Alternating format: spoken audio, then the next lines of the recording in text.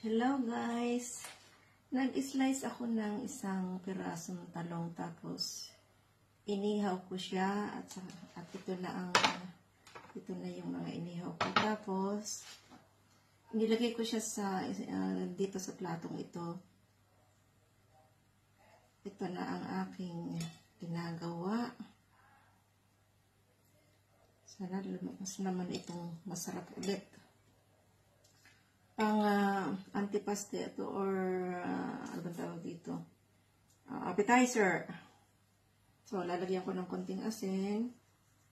Ayan.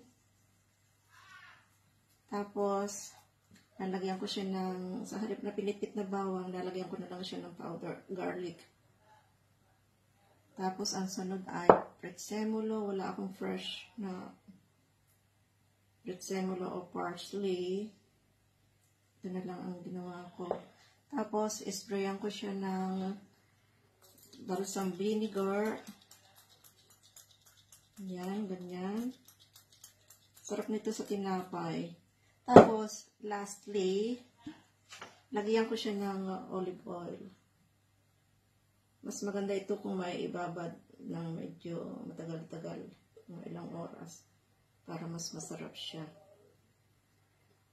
So, ito na ang